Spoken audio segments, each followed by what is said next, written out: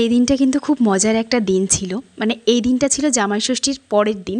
আমি ভিডিওটা পোস্ট করতে পারিনি, যাই হোক আজকে পোস্ট করছি। এখন বিকেলবেলা, আর বিকেলবেলাতে আমরা সবাই মিলে কিন্তু ঘুরতে যাচ্ছি, অনেক আনন্দ আর মজা করি। আমাদের কিন্তু ঘুরতে যাওয়ার জন্য 3টে গাড়ি ছিল, আর 3টে গাড়ির মধ্যে মোট আমরা 10 জন ছিলাম, মনাকে নিয়ে 10 জন। আমরা কিন্তু রাস্তায় যেতে যেতেই আলোচনা করছিলাম যে কোথায় যাওয়া যায়। সবাই মিলে কিন্তু মানে আলোচনা করে এটাই ঠিক করা হলো যে আমরা কালী মন্দির। এই জায়গাটা ছিল হরিপুরে, আর এখানে যে এতটা সুন্দর, মানে এত সুন্দর একটা মন্দির আছে সেটা তো আমি জানতামই না।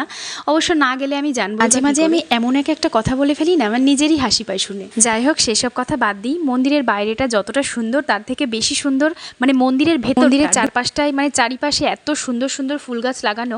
ফুল আমার এমনিতেই খুব প্রিয়, আর মানে ফুল গাছগুলো দেখে ফুল ফুটে আছে, এতটা সুন্দর লাগছে চারিপাশটা দেখে। আমরা কিন্তু এখানে অনেক অনেক মজা করেছি, মানে মজার জন্য দেখো একজন নাচ শুরু করে দিয়েছে। যাই হোক আমরা এখানে অনেক অনেক রিলস বানিয়েছি সবাই মিলে।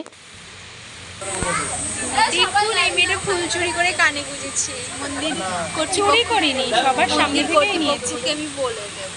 আমি একটা ফুল তুলেছি বলে বেশি কথা শোনালো, নিজেই আবার একটা ফুল তুলে এখন কানে গুঁজছে। যাই হোক এখন আমাদের মজা করার পালা শেষ, এখন আমাদের বাড়ির দিকে যেতে হবে, নাহলে অনেকটা রাত হয়ে যাবে।